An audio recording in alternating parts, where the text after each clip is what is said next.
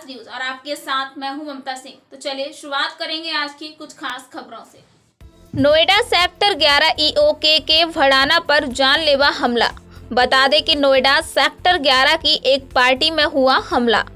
गाजियाबाद खोड़ा नगरपालिका चेयरमैन के देवर व उनके साथियों पर हमले का आरोप।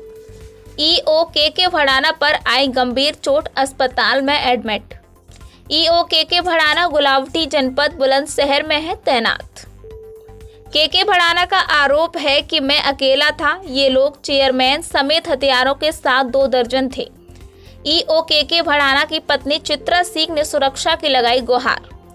ईओ ने कहा कि चेयरमैन के देवर योगेश भाटी खोड़ा से हिस्ट्री सीटर हैं और अनिल समेत अन्य लोगों की गाजियाबाद में हिस्ट्री सीटर हैं।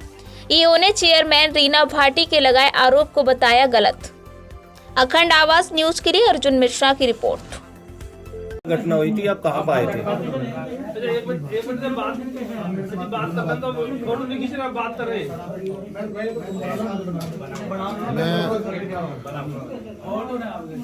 मैं मेरे मित्र जी भैया, श्री संत राम भड़ाना जी के भतीजे की रिसेप्शन था, उसमें इनवाइट था, उसमें आया था। जैसे ही मैंने प्रवेश किया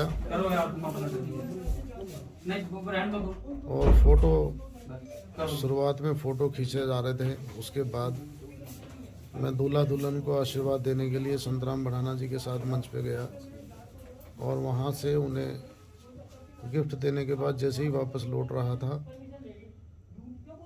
तो रीना भाटी जी जो चेयरमैन है खोड़ा की, उनके देवर योगेश भाटी, उनका एक भतीजा है मोहित भाटी,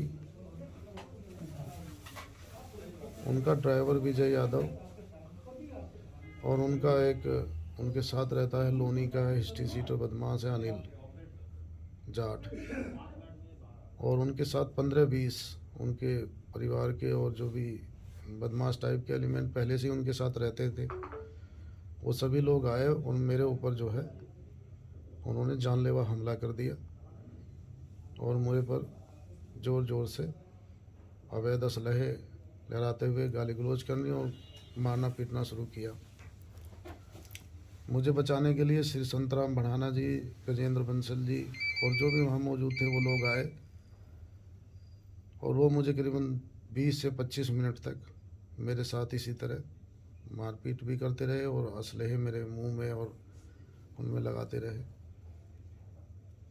पूरा मुझे मारने का प्लान था और पूरी प्लानिंग के साथ आए थे। ज़ोर ज़ोर से चिल्ला भी रहे थे कि आज इसकी हत्या कर देंगे, केस ख़त्म हो जाएगा। पूरा करने के बाद जो है उसके बाद मुझे वहाँ के बेहोश हो गया।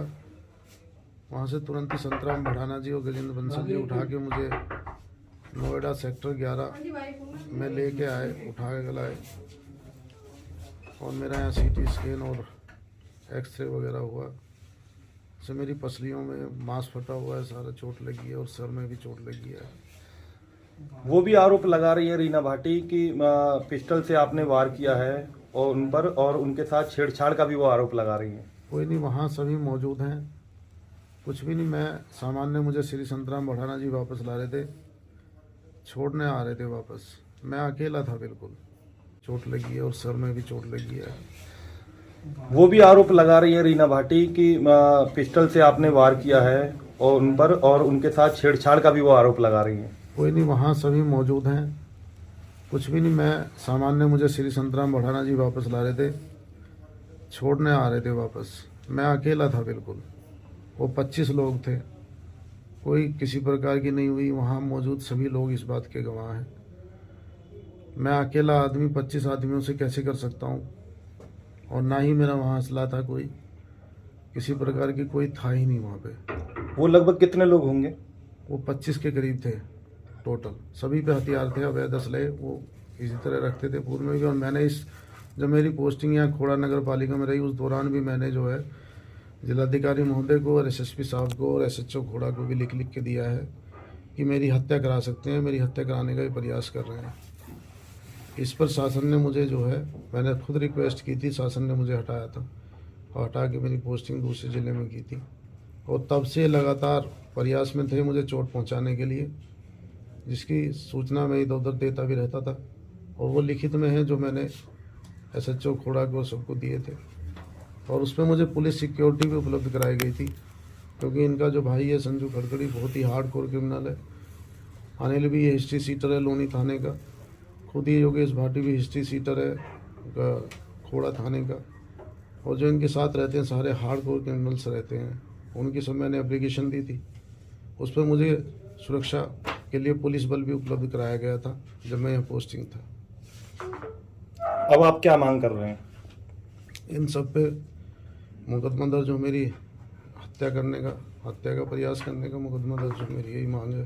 कानूनी कार्रवाई हो, ऐसे लोगों को सबक मिले। वक्त हो चला एक छोटे से ब्रेक का। ब्रेक के बाद फिर से हाजिर होंगे ऐसी ही कुछ खास खबरों के साथ। तब तक के लिए नमस्कार।